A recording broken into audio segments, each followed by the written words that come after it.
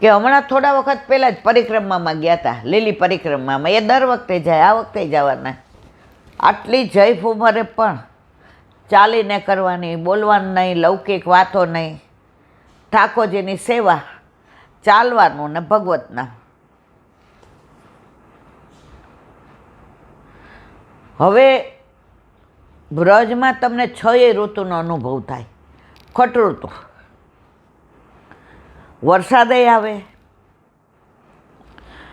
તોફાની વરસાદે આવે, વાવાઝોડું આવે, ઠંડી એવી પડે, અને ગરમી તો તમને એમ થાય કે હવે તો પ્રાણ નીકળી જશે. હવે એવી ગરમી પડી ભાદરવામાં, એવી ગરમી પડી કે બધાય ત્રાહી મામ થઈ ગયા પાલમાં, અને એમ થયું કે ક્યાંક પ્રાણ ન નીકળી જાય. તો એક જે ત્યાં જે પરિક્રમાના નાયક હતા એને ત્યાં પધાર્યા હતા. હવે એમને શાસ્ત્રીય સંગીતને, હવેલી સંગીતને, કીર્તનનો આમ બહુ જ શોખ. એટલે સાંજે મનોરથમાં એમણે કીર્તન વાજિંત્ર સાથે ગાવાનું ચાલુ કર્યું. અને ગરમી કે મારું કામ, લોકો ત્રસ્ત થઈ ગયા હતા. એમ થયું કે હવે ક્યાંક. એમણે મલ્હાર રાગ છેડ્યો, હિંડોળાનો મનોરથ, અને મલ્હાર રાગ છેડ્યો. એ રાગમાં પોતે એટલા તલ્લીન થઈ ગયા કે પોતાને જ ખબર નહીં કે હું શું કરું છું. એ મલ્હાર રાગની અંદર જે તલ્લીનતા આવી, અને વરસાદ એવો બારે મેઘ ખાંગા થયા, ગરમી ક્યાં વહી ગઈ ખબર ન પડી. તો આજની તારીખમાં પણ બાળકોમાં એ સામર્થ્ય છે કે એમણે મલ્હાર રાગ છેડ્યો અને વરસાદ આવ્યો ને આવ્યો. આ એમના જ બધા અનુભવો છે. મારો કહેવાનો આશય એ છે, વલ્લભકુળમાં એ સામર્થ્ય છે. સિવાય તમારી દ્રષ્ટિ લૌકિક હોય. આપણે અસારવા જઈએ ને, તિલક બાવારે લૌકિક વાતો કરીએ હતી, જવાબ લૌકિક. પણ તમે અલૌકિક પ્રશ્ન છેડો. કાલે ઓલા અષ્ટદ્વારની વાત થઈ તો કેટલો સરસ સત્સંગ કર્યો કે આપણા બધાને દ્વાર ત્યાં છે જ. તમે વ્રજમાં જાઓ ને, તમને બધું જ વાલું લાગે, પણ જ્યાં તમારું દ્વાર હશે ને ત્યાં તમે અટકી જશો. ત્યાં તમે મહેસૂસ કરશો કે અહીંયા કંઈક વિશેષ. તો બાળકોની સાથે તમે અલૌકિક વાતો કરો ને તો એ જીવને ઓળખી જાય કે આ જીવ આરે અલૌકિક જ વાત થાય.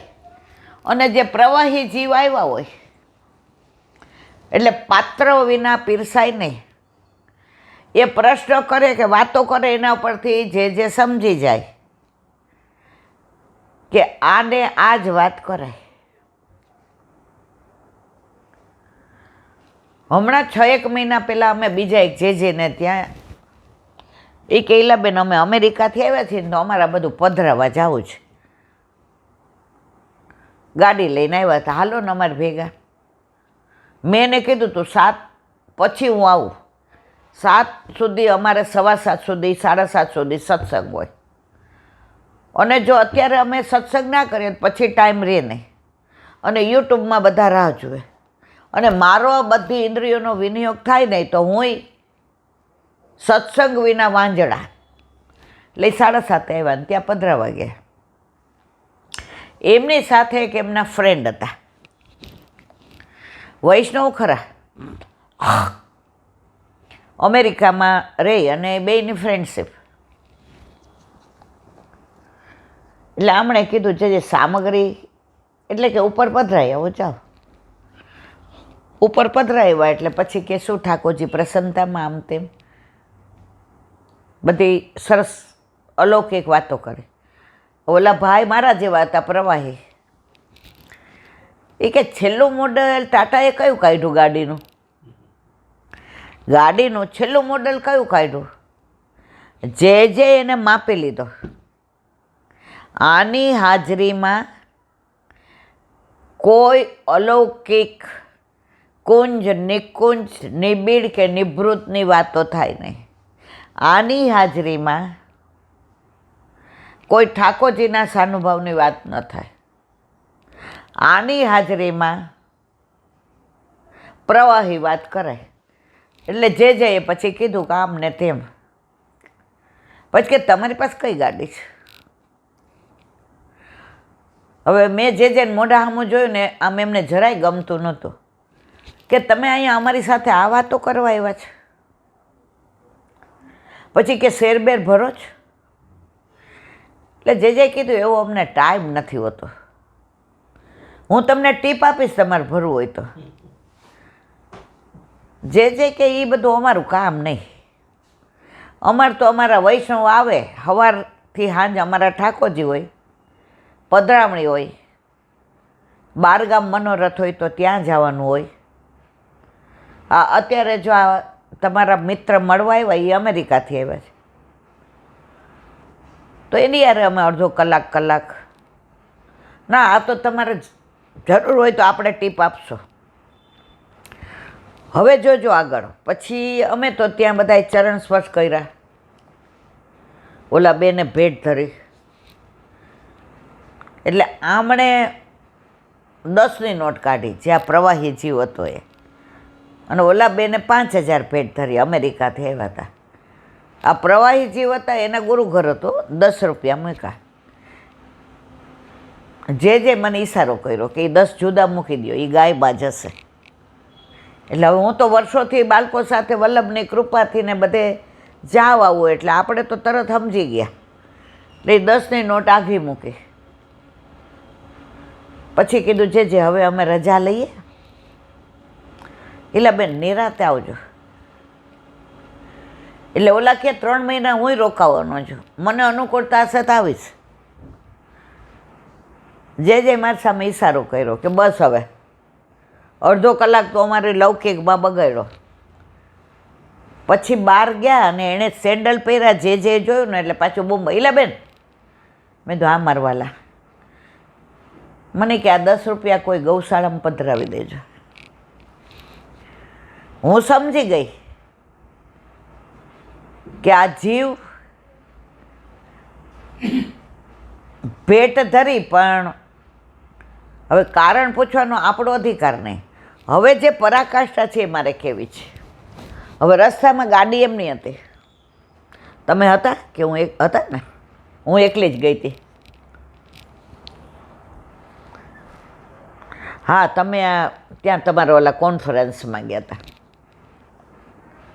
રસ્તામાં હતી તો ગાડી સ્ટાર્ટ કરીને બહાર નીકળ્યા ને તો મને શું કહે ખબર છે? આખો દી બધા વલ્લભકુળના પ્રતાપ ને વલ્લભકુળની વાતો ને આમ એવું ટોન્ટમાં મને કીધું. જોયું ને, એ ગાડીની જ વાતો કરતા હતા ને, એ શેરની જ કરતા હતા ને.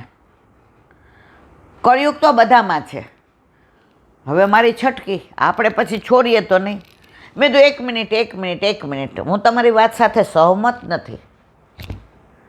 તમારા મિત્રએ અલૌકિક પ્રશ્ન પૂછ્યો હતો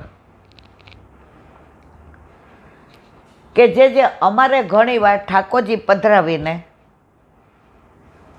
અમેરિકામાં જવું હોય તો સવારે અમારે 3-3:30 એરપોર્ટ પહોંચવું પડે, અને જ્યાં પહોંચવાનું હોય ત્યાં અમે 9-10 વાગે પહોંચીએ. તો ઠાકોરજીને અમે 10 વાગે પહોંચીને સેવા પહોંચીએ કે 2 વાગે જગાડીને પહોંચીએ? તો જે જવાબ સરસ આપ્યો કે બ્રહ્મ મુહૂર્ત પહેલાં ના જગાડો તો વધુ સારું. તમે 9 વાગે પહોંચો, સ્નાન કરીને સીધું ઠાકોરજીને દૂધ ને કલેવું ને અને તમે ચા પાણી પીઓ.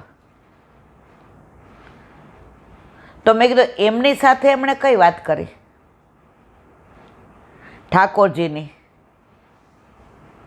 શું કરવાનું એનો પ્રશ્ન અલૌકિક હતો. તમે સામેથી પૂછ્યું ટાટાએ છેલ્લી કઈ ગાડી કાઢી, તો તમને ઓળખી ગયા કે તમારા ઘરે ઠાકોરજી નથી બિરાજતા, એટલે તમે એ પ્રશ્ન પૂછો જ નહીં. તમારે તમારો વૈભવ બતાવો તો કે મારી ઘરે આટલી બધી ગાડી છે. એટલે શરૂઆત તમે તાટાનથી કરી. શેરનું કહીને તમે લાલચમાં લાવવા, જો એ શેરમાં હા પાડી હોત ને તો અત્યારે તમારી યાર એ જ કહેત કે જોયું, મેં તમને શું કીધું એમણે કે ભાઈ આ બધું અમારું કામ નહીં, અમે ભલા, અમારા ઠાકોરજી ભલા અને અમારા વૈષ્ણવ ભલા, તમને હા પાડી કે ના પાડી શેરની? એ કે હા પાડી હોત તો એને માલામાલ કરી દેત. મેં કીધું ભાઈ, ગુસાઈજી જ્યારે ગુજરાત પધારતા હતા ને તો આગ્રા અકબરને ત્યાં રોકાયા, તો બિરબલે કહ્યું કે ગુસાઈજી શું કામ આટલી ઉંમરે પરદેશ કરે છે, એના આખા વર્ષનું અમે ભરી દઈએ બધું. ગુસાઈજી કે હાલ ના ગયા, હવે અહીં ન રહેવાય, બિરબલ આપણા કામનો નથી, એ મારા શ્રીજી બાવાનું બધું કરવાવાળો કોણ? એનું મારો શ્રીજી બાવા કરે છે, તો મેં તમે કોણ માલામાલ કરવાવાળા? એના ચરણમાં તો લક્ષ્મી છે, એ હાથમાં પૈસા લે છે.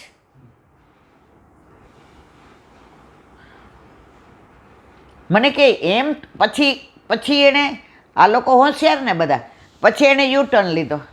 એમ નથી કહેતો ઈલાબેન, તમે ખોટા મેં તો અકળાવવાની વાત નથી. જેવું પાત્ર હોય ને ભાઈ એવું પીરસાય. જો કાણાવાળું પાત્ર હોય ને એને કઠણ ભાખરી જ મુકાય, એને ખીર ન પીરસાય. ખરું ખોટું?